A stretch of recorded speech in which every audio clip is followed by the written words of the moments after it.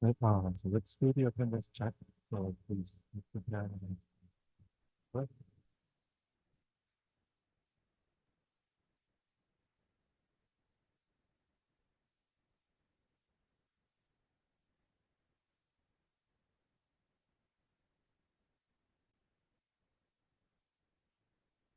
We are doing the attendance check, so please put the balance. Please, please.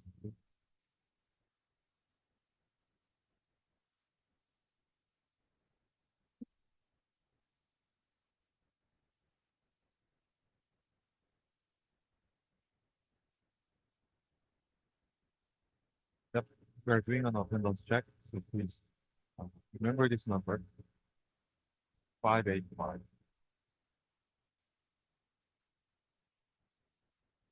Right, so today we're going to talk about the sentence for the tracking. To start, we have several announcements. The first announcement is that our sorry, third assignment was out, and the deadline for this is the June 7th. But the topic is about the outcome. Um, Another logistic is that so the final exam is coming 2 weeks, and we're gonna do some final presentation as we did before.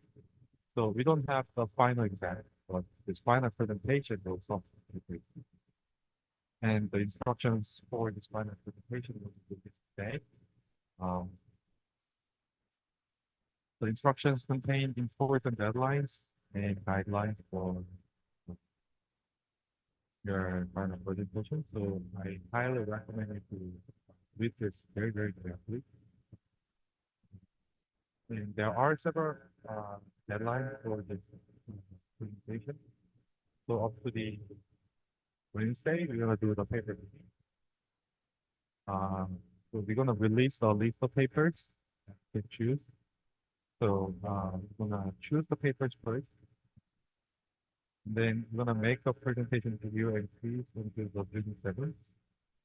Then we're gonna release it the next day, June 8th. Then for the week, we're gonna watch the videos and solve the quizzes. So roughly, each student will watch around, I mean, each student will make a video for 5 minute long videos about a paper, and then also you're gonna make a quiz about your paper. And at the same time, each of you will also watch presentation videos and solve the quiz of the other students. We're gonna not watch all the videos, but we're gonna assign roughly 30 to 40 videos for you, each of you, because it takes like 5 minutes to watch. It, it roughly takes 5 to 6 hours to finish your final presentation. Right? I think that's roughly fair. So yeah, and how we assign the papers, if you go to the paper sign up form, you're gonna register your paper.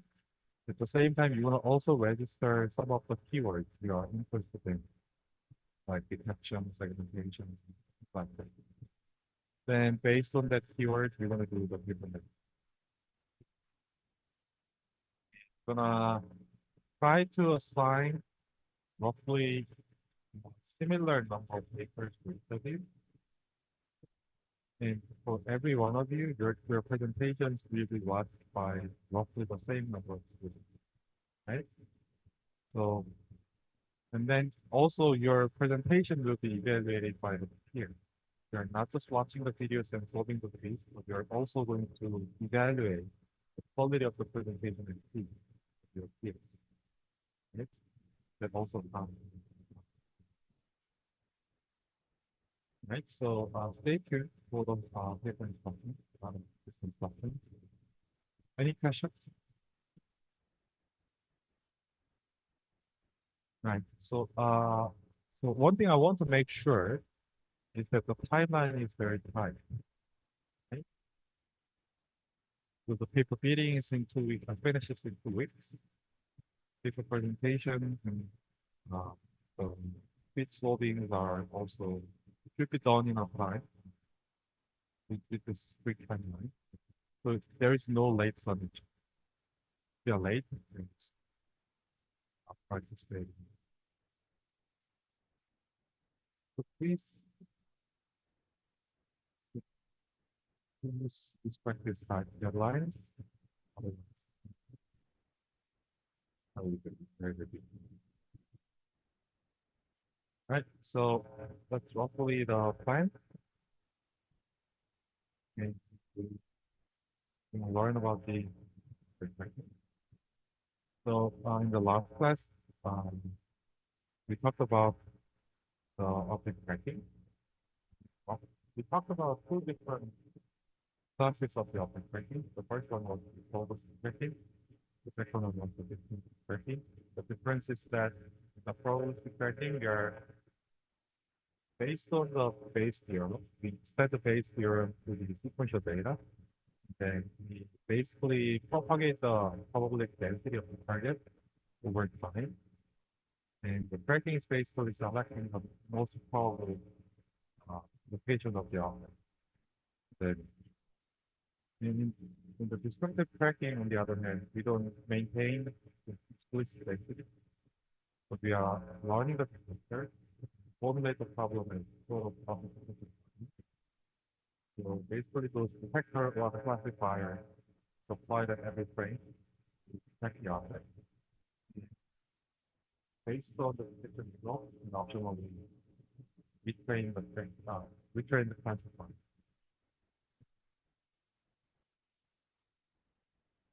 So in case of the problem suspecting, we basically follow this formula. We start from base zero and we try to estimate the post area, where the post area is basically the one required. And sequential data, if we assume certain direction model, first of all, then we can simplify this approximation. So we start with the base theorem. This one is the likelihood, the last term is the fire. Then obviously the last term is intractable because it contains the integral for all the possible object location in the previous frame. So we're gonna take the sampling, we're gonna approximate this integral with the sampling. Right? So we basically sample the target probable target location from the previous posterior. Then we're gonna reweight those samples using the likelihood frame. So this frame was called the hypothesis frame. We learned how we can basically implement this idea. In case of the discriminative tracking, we basically learn the classifier.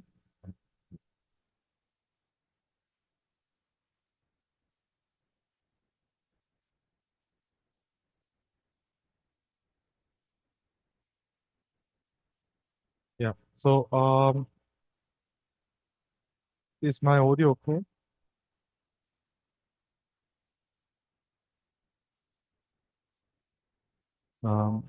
Students from the Zoom, can you hear me right?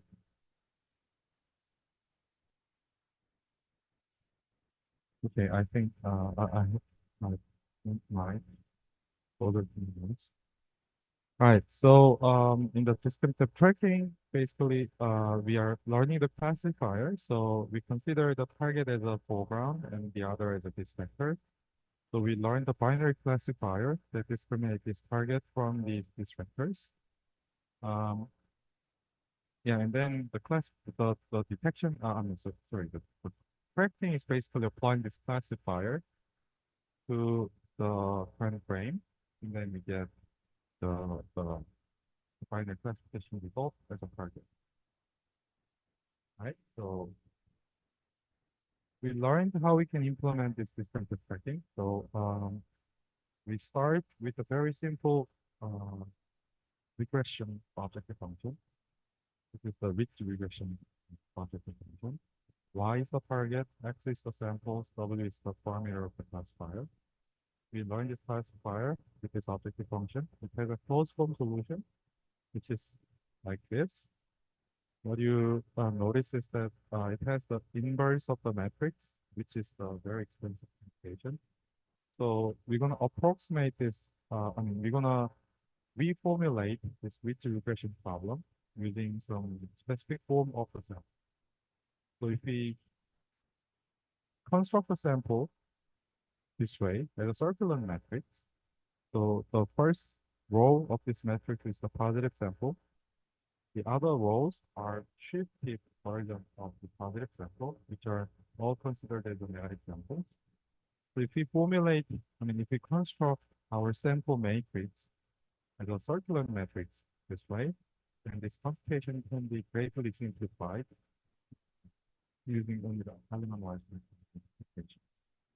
Right? So this algorithm was called correlation filtering. And yeah, it allows to learn the classifier almost in a real time, which is very important for the inline training. Right? So that was what we have discussed in the previous class. And in today's class, we are going to learn about how we can design the convolution neural network for the object tracking.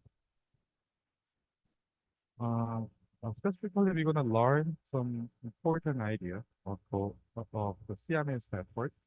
And then we're going to learn some variations. Before, the idea of the CMS network is very simple.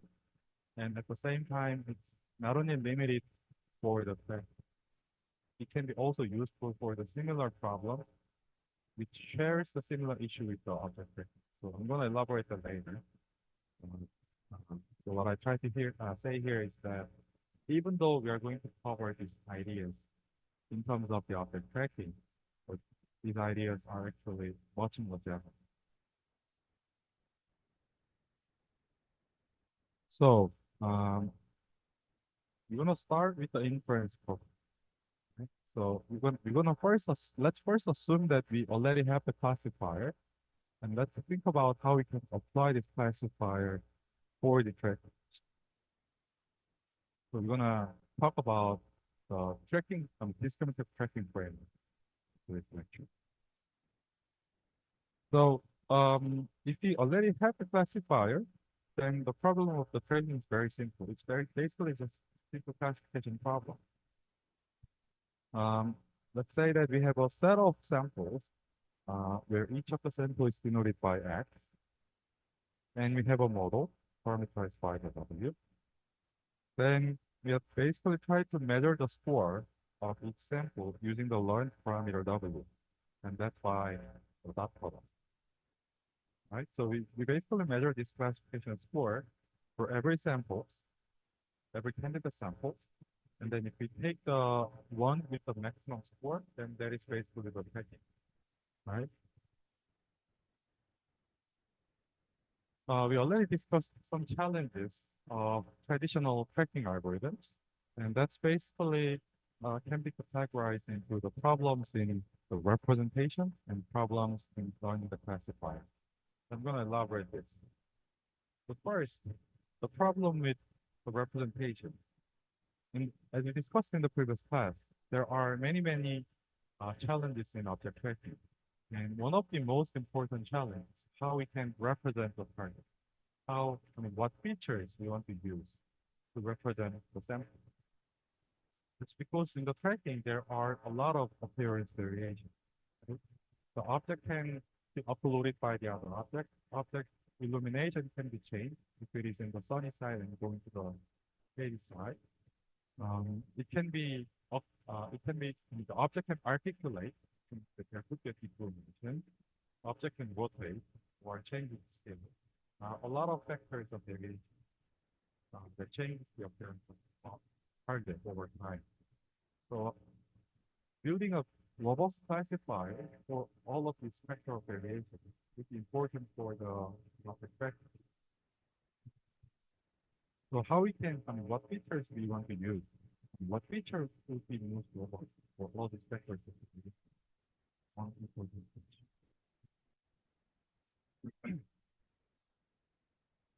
The other challenge is how we can parameterize the classifier, right? There are many different challenges learning this.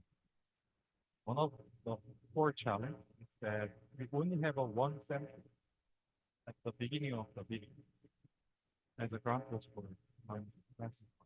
Right? I mean, in the auto tracking, we annotate the target at the very initial frame, and that's all. That is only what I mean. We only have a one sample. For how can we learn the classifier within one annotation? That's very challenging. So we're gonna design, we're gonna reinvent the feature and the classifier for the object tracking, and we're gonna start with the feature.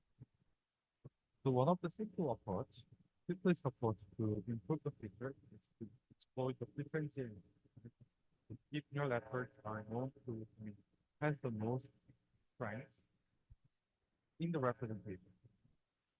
Basically, deep learning networks are providing a robust representation for the observation. That is the core. So we're gonna use the pre-trained CNN to represent, to extract the feature for the track, right? So maybe the perhaps most naive choice would be importing some limited pre-trained network, and then use the second last layer, the feature for. By simply changing this feature, object tracking can be significantly.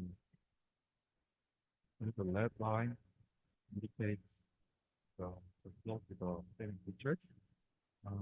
And as you can see, it's much better.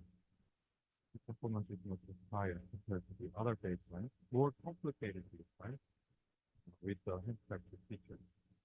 So this part is rather straightforward. You can just use the feature and see and replace it. Obviously, if you think about learning the features for the object tracking, then it becomes less straightforward. But we're going to talk about that later. But for now, let's assume that we can just grab any available then check the features for the CSV. Right? So it's very rather straightforward. But how about the classifier? How can we improve the classifier? Usually, in the tracking, we should learn this classifier inline. So when the target is given, the frame with the frame, then we can start learning the classifier. And then you're going to use this classifier for the tracking of the remaining frames. Optionally updating the classifier.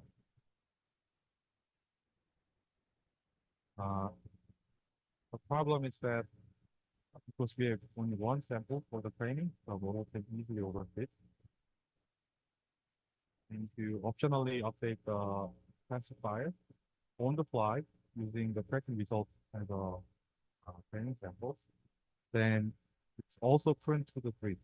So if the tracking results are becoming inaccurate at some point of your tracking, then those contaminated samples can be used for the training, and then the classifier starts to drift from the target to the disk. That's another problem. And yeah, so how can you design the classifier that is robust against these problems? Roughly speaking, two problems. One, sample is given only medium frame. You have only one sample to train. Two, we are updating the classifier, and that is point to the right? So how can we design the classifier for those challenges? If you think about this problem setting, it's a little bit different from what we have discussed in the classification, detection, and technique. In those problems, we pre-train the classifier, right? We first learn the classifier from the massive amount of the data, and then we apply those classifiers to the sample in the testing time. So there's no training in the testing, right? But that's a bit different in the tracking, right? In the tracking, we don't pre-train the classifier. We only learn the classifier with the testing video.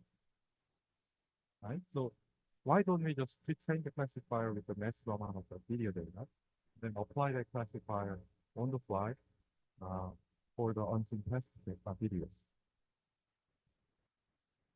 It's because in the tracking, the notion of the target changes per video, right? Think about the class, what this classifier is doing. It's basically doing a binary classification. It classifies, it discriminates the target from the background. There's only two classes, target or the background. But the notion of the target is different per video, right? In one video, I can track the person, other video, I can track the car. So how can you define the target? Otherwise, we cannot reuse the classifier for the unseen videos, right? So this designing the classifier in a way that you can transfer across different targets is the key of designing the classifier, right? So how can we design the classifier in a way that we can transfer across different videos, adapting the notion of foreground and background to different videos? That is the core question. Is this clear so far? And any question?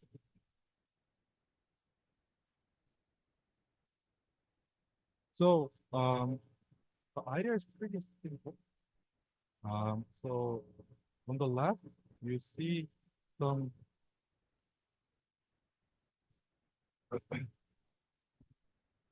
you, this is the some conventional classification algorithm where we have a target and sorry, we have some samples and we have some classifier parameter. And you can see that the classifier parameter is independent with the target, right? We're going to change this formulation a little bit in a way that the classifier parameter is changing adaptively based on the input target, right? So as you can see, the classifier parameter, which is highlighted by the red, is now a function. And this function is taking the target as an input and it produces the parameter of the classifier. Then, based on this classifier parameter, you can still apply the inner product to the samples, which will give you the classification score. So everything remains the same. Only the parameterization of the classifier is different. Right? Before, it was the input agnostic classifier parameters. And here, we are making our parameter, a classifier, becomes the output of some other function, right? And this function is taking the target. So the classifier parameter changes adaptively with the target, right? So depending on which initial target is given, trained, your classifier parameter will change. And with the changed parameters, you apply enough formula. Right? Obviously, this network size is also parameterized. Right? So it's basically similar to the idea of hypernetwork. Right? The hypernetwork is basically a network that produces the parameter of the another. Right? When you are basically building our classifier using the hypernetwork. Right?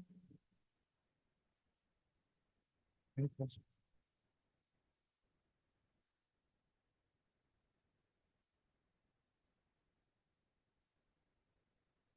Right. So if you formulate the problem this way, then now we can learn the classifier whose parameters transfer across different views.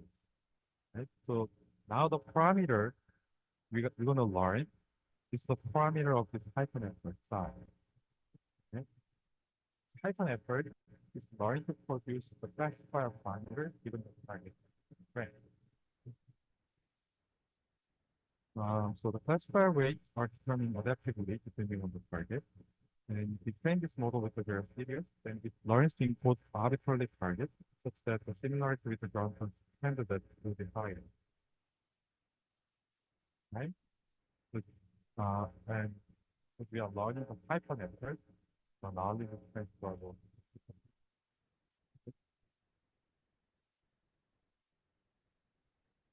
Right? Another way to um, illustrate this Python method.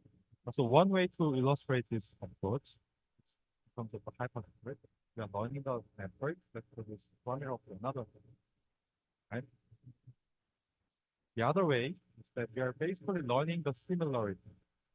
Consider this psi as another CNN that produces the representation of the target, right? So this network pi is basically a sort of convolutional neural network, a deep neural network that takes the observation and produces some feature vector as a representation of the object, right? You can basically consider this psi doing the same thing, right? Takes the observation and produces the feature vector. What we are learning here is that if we measure the similarity between these two networks, the representation expected from these two networks, then that will be the similar between the positive samples, which is the target, and dissimilar between the target and the background, right? So we are basically learning the similarity uh, between the using the two networks.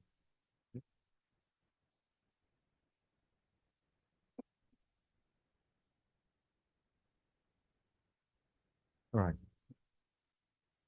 So if we use the same parameters for both networks, psi and pi, then we call this as a Siamese number. Right? So Siamese in Korean is called cham, chamsangdumi. Right? So it basically means twins or identical. So you're basically using the same network to extract the feature for the target and the sample. And we are learning those networks in a way that it becomes the similar between the positive pair and the similar between the pairs. Positive pair is ground truth, the actual target is the sample. The other example is the target, right? So in this illustration,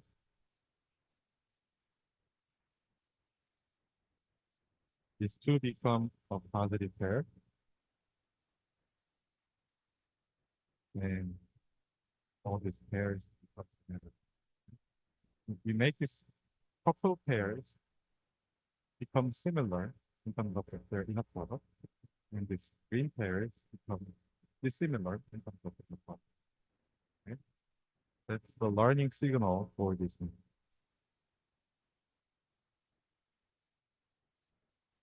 Instead of learning a separate network for doing it, you can just learn the one network, um, like the same network, right? Any questions so far?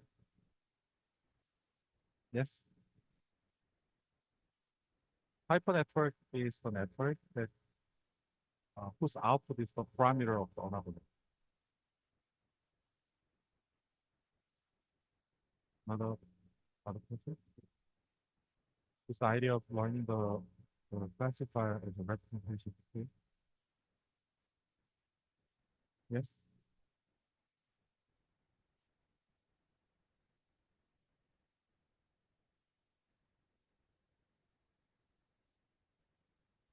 Yes, it's independent. So you can consider X as a sort of a image crop obtained at some frame in the video, where the Z is given only at the image frame. So X is always expected from the frame whose number is larger than 1. The initial frame, the frame number is 0. You always get the Z for this frame. Yes? Can you hear this? Yeah. No. The network is producing a feature for the sample, for all samples. And we are measuring their scores by comparing the features from two samples. One from the target, the other from the sample. Right? CMS network always takes a sample as a. We are just comparing their score between the two.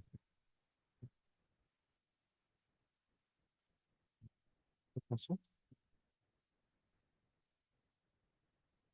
All right. So you can see this suits for the test of the tracking, right? We cannot define what is the foreground or the background. That's why we are learning the target adaptive classifier using the hypernetwork or the CMS. So similar problems can happen in other applications as well, right? There are many applications where you cannot define the target generally. It could be personalized.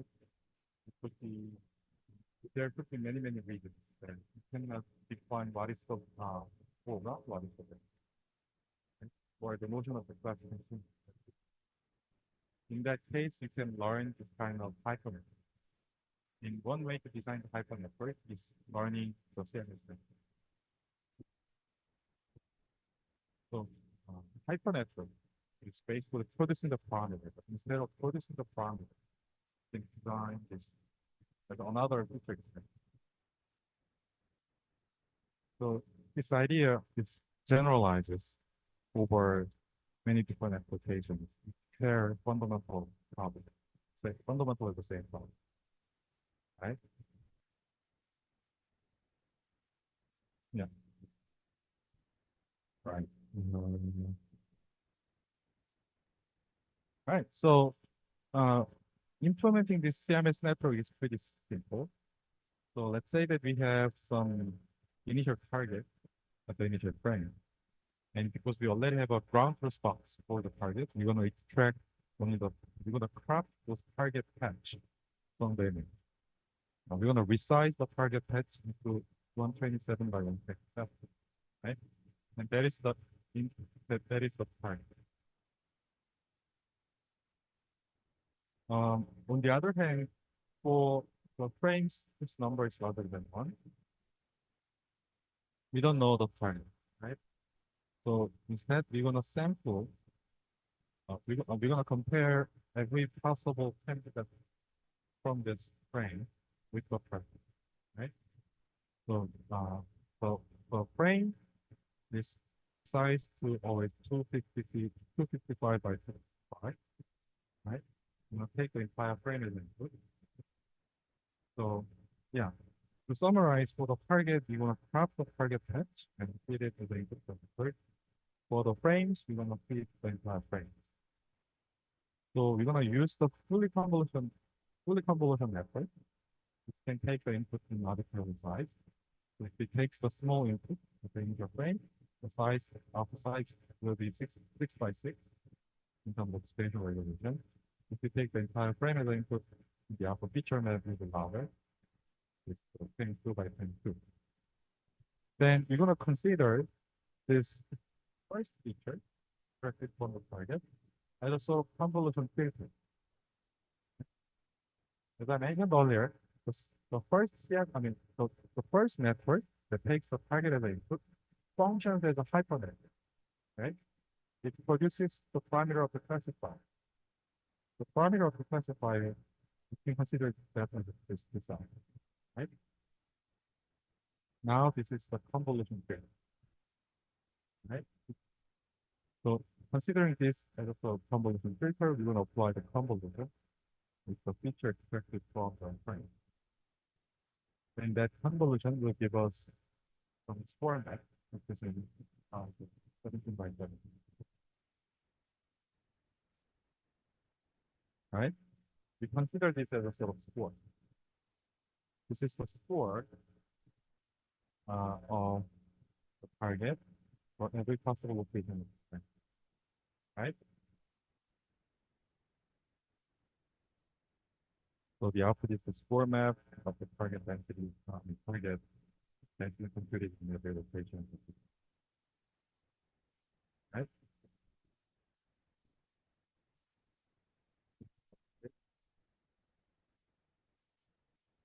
Any questions? Right. Idea itself is pretty simple. Yeah. Can you say it again? What laws? We can use the cosine techniques. If we know the context position, right? So we can make a graph first where the value is 1 for the context position. It's very similar to the pose estimate in a way that formulate localization problem. Other questions? Right. So either is pretty simple. To learn this model, you can train this with a video. So let's assume that we have a annotated video. We have a videos and we have an annotation of the target bounding boxes at every frame of this video, right? Then we're going to leverage this videos for to train this classifier. So for each of the video, we're going to sample 2 frames. We're going to sample the first frame as a target, second frame as a target, this frame. So given the target at the first frame, we're going to try to learn to localize the target at another frame. So we're gonna sample 2 frames with the interval of like capital T. Then that'll give us 2 frames, one with the small t, the other one with the small t with capital T. We're gonna consider the first frame as a target, and we try to localize this target in the frame T plus capital T. Because we already know the ground test location of this second frame, and train this model. That's right.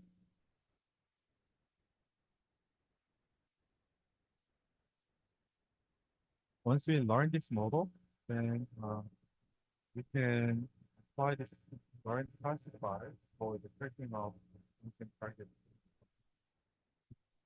So given the instant target at the initial frame, we can first extract their feature into the same right? That will give us the parameter of the classifier. For the rest of the frames, we extract the feature of the frames. Right? So whenever we get the new frame from new videos, we use the initial frame to extract this picture, and we're going to fix it throughout the video. And for any remaining frames, we're going to extract the features and apply the convolution. Convolution parameter technique for the time.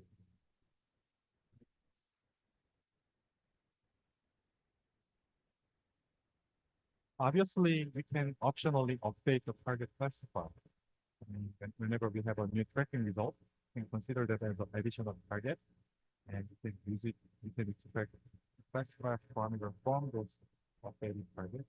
But it is again can be prone to the tree, right? Because if the tracking result is wrong, then basically we are extracting the target classifier parameters from the wrong target. So that's how it comes. And the original authors of the paper did not apply the same.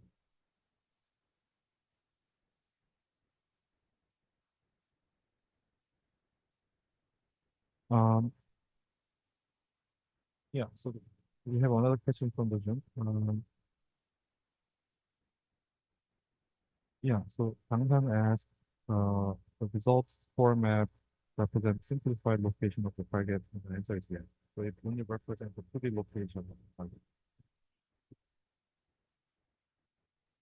So if you want to handle the scale variation, I mean, on top of the location, how can you do it?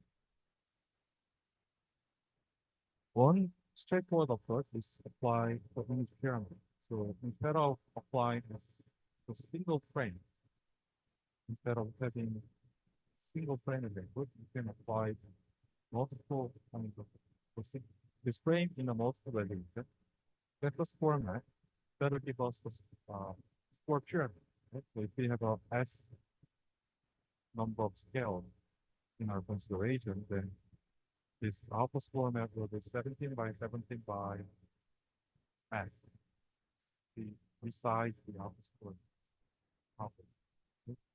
Then it's basically so that way you can also eventually consider the multiple scales. If you want to further consider the aspect ratio, then straightforward approach is gained by the pyramid different application. Obviously, it's not super efficient because the complexity scales combinatorially with the number of factors, scale, and aspect ratio. So, but anyhow, that's straightforward approach to further consider the scale and aspect ratio. So yeah, so if you apply this idea and if you get the result, then you can basically, I mean, the CMS network is super fast because every operation is convoluted. Right? Convolution is a efficient implementation. It's super fast, and at the same time, it's also very accurate in terms of the y-axis basically shows the accuracy. And you can see that in terms of the accuracy, it almost competes with the winning algorithm benchmark, tracking benchmark. But in terms of the speed, it's way more faster. It's almost running in the time. Because the computation is based on the convolution. Right, to summarize, we learned an idea of CMX network in the context of the trading. So it's basically a tracking by detection. Dismissive tracking. Consider the initial frame as a target. And build a classifier from the initial target. So we are learning a hypernetwork or the CMS network so that we are learning to parameterize the target, right? That way we can pre-train this classifier with video manipulation. Right? So, and the entire model can be learned independently. In other words, at the very beginning of our discussion, we we assume that we are going to leverage the pre-trained CNN for the feature extractor. But with this CMS network framework, you can learn everything in a different manner.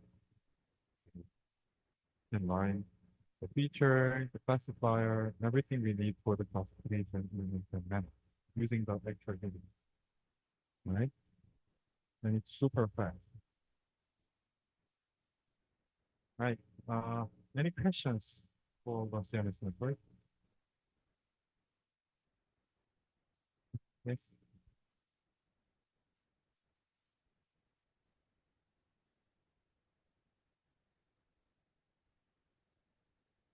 Uh, uh, so when you update with the entire frame. So consider this. Okay? Both the negative and the positive samples are obtained from this frame. For the target location, and if we crop the image text exactly at the target location, it becomes the positive here. If we sample the patch from the negative locations, then it becomes there. But we are all doing this in a single forward task because we are doing company. Right? So to create this format, we are measuring the score with every pair with the target and every possible location in this frame. And then we vector propagate the score, which means that there is vector propagate the entire frame. Other questions?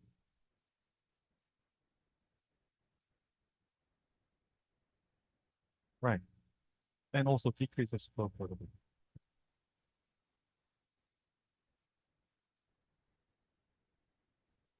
Right?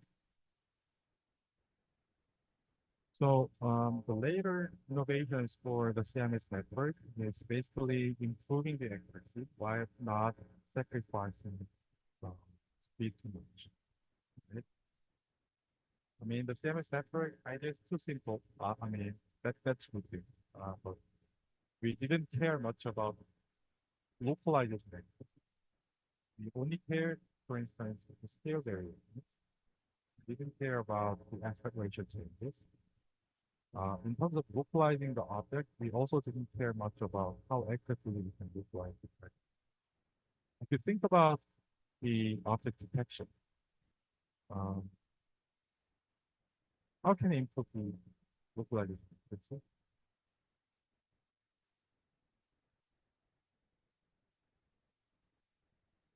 right? Region proposal was the default option, right? So we first extract a candidate of bounding boxes, candidate set of bounding boxes. Then, assuming that one of the bounding boxes match with the object, that was the default option. But later we incorporated this region proposal algorithm inside of the detection, and we built region proposal. Mhm. We learned to propose in the set of boxes, and yeah, that improved the localization accuracy a lot. Yeah, so that's one thing you can do. So to summarize, we already discussed many useful tricks to improve the localization accuracy while not exploring the search space of the localization, right? Using the result proposal, right? And we can base because we are sharing the same problem of improving the uh, localizing accuracy without sacrificing the efficiency too much. We can apply the same idea for the practice as well. So the later innovations in the CMS network is basically incorporating those innovations in the detection.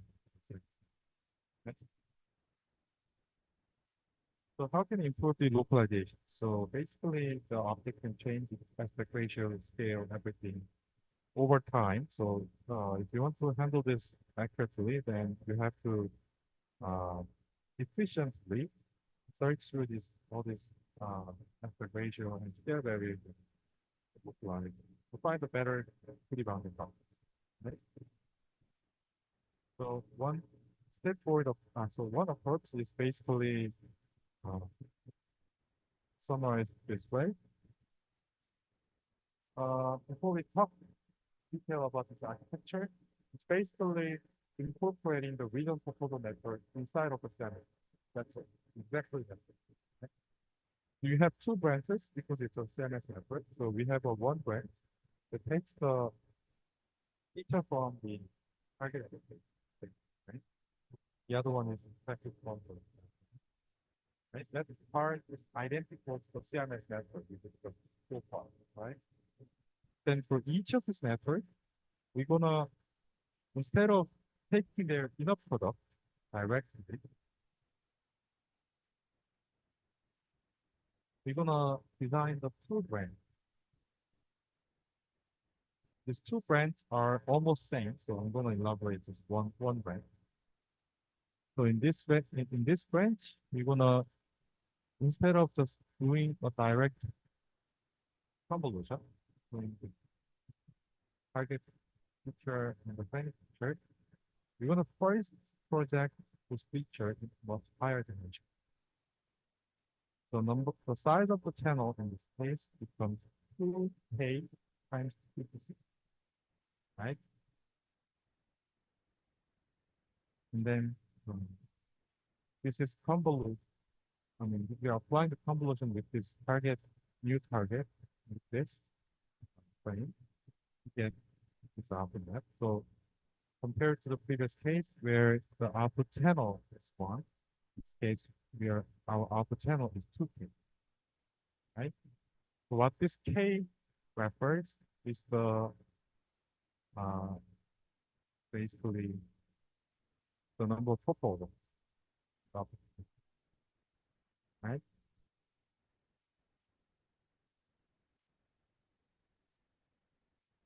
And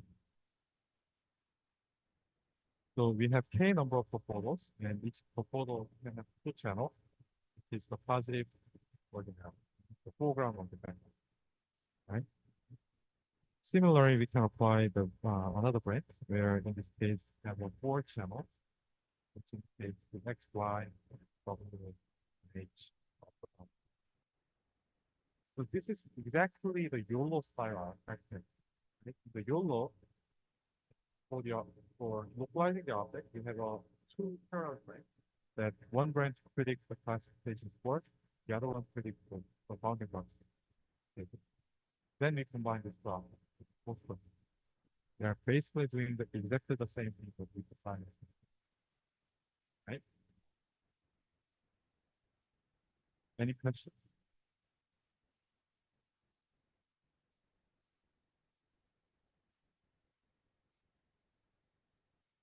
And so the case, the number of proposals, target generates the k number of filters for different ones. So instead of having one box, one filter for binary classification, we have k number of filters, right? Each of which produces the classification score of the proposal or the boundary classification. Yeah. So basically that's all. So combination of the YOLO with the CMS.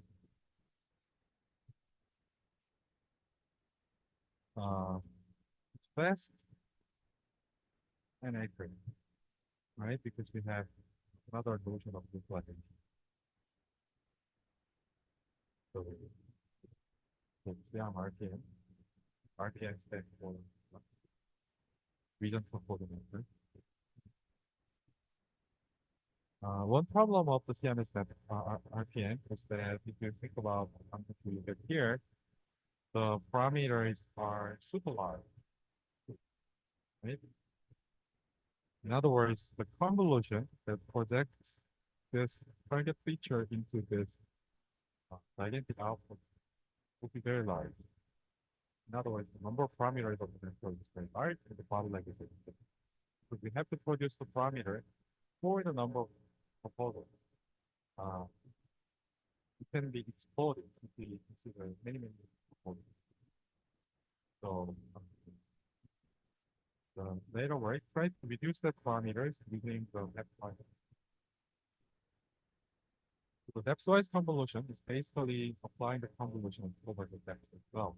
So if you think about the normal convolutions, let's say that this is your feature map, and you are trying to apply some convolution filter. You assume the size is C. That will be the size of this convolution. You learn that it should be C, right? So that the convolution applies special sliding method, right? You are sliding this convolution to every location in the feature map, right? Where at each location we are doing enough product between the seed and the, right? In the depth-wise convolution, we allow this C time to be smaller than C, right? Then now this filter can do a sliding window in a three-dimension. Right?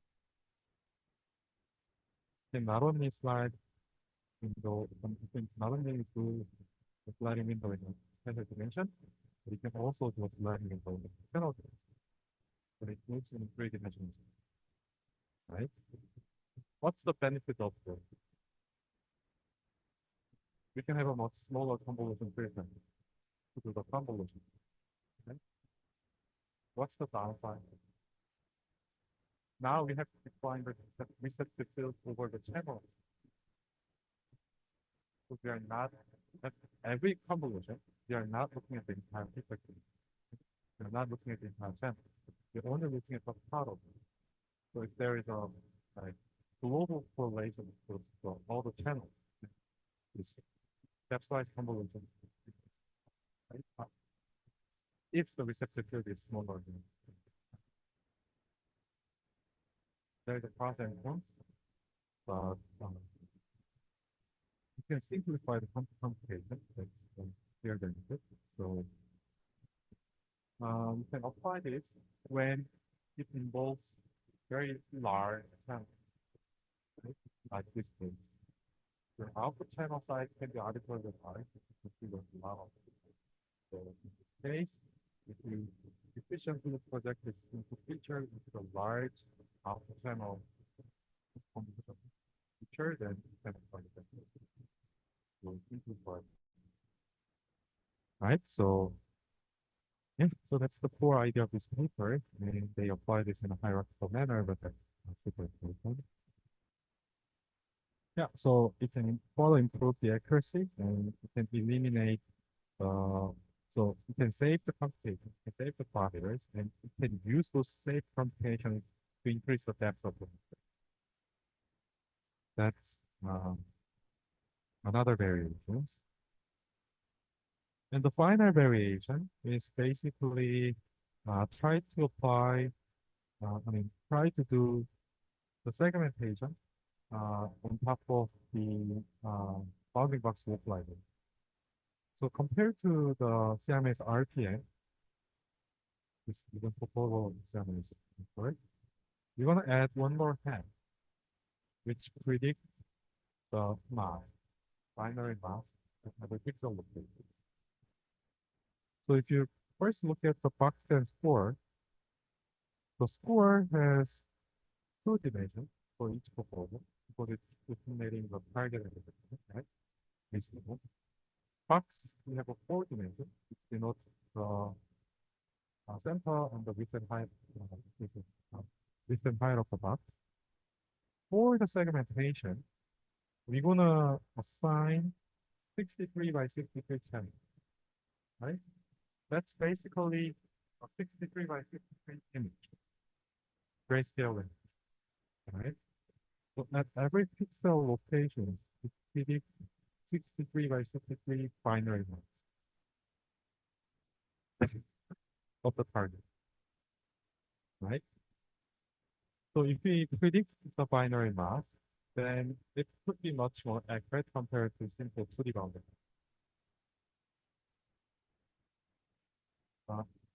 Yeah, so this idea is applied to tracking. It could improve the accuracy a lot. And some example results are like on top of the bounding boxes, it can also predict the basket. Right? So those are some popular extension of the CMS network to improve the accuracy while maintaining the speed. Right? Any questions? Yes?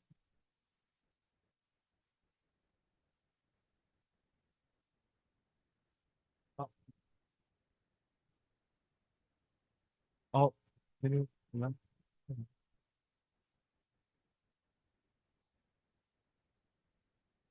Right. Yeah. So we can use the mask to enhance the localization. At the same time, in terms of how we leverage it, that's based on the YOLO style.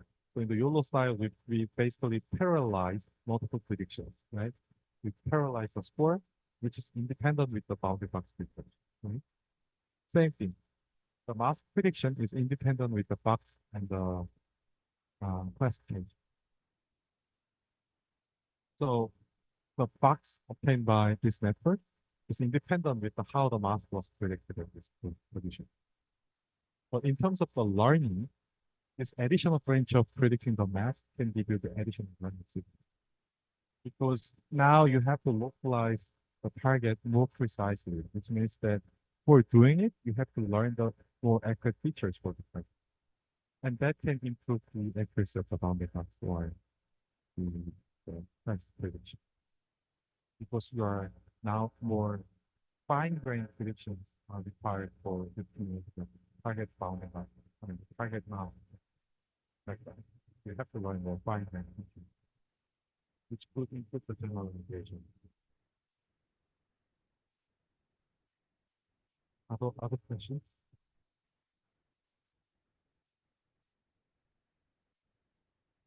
All right. Yeah. Don't have other questions. That's all for today. And I'm gonna release the instructions for the final implementation this afternoon. Please stay tuned. And the first deadline is the next Wednesday. I mean, this Wednesday, 2 days after, right? For paper bidding. For the paper bidding, you can choose the paper from our list, or you can choose your own paper if it satisfies some conditions. That condition is specified in it, right? To summarize, if you want to choose your paper, first, your paper should be relevant to the topics we cover in this course, right? It cannot be some arbitrary 3D generated paper, right? Second, your paper should be published between 2022 to 2024, right? Third, your paper should be published in top-tier conference, CBTR, ICCD, ICCD, UX, ICM, right? So if it meets all those conditions, then you can choose your paper, even though it's not on purpose, right? Yes. The list will be provided. Yeah, so yeah, stay tuned and yeah, I'll see you in the next class.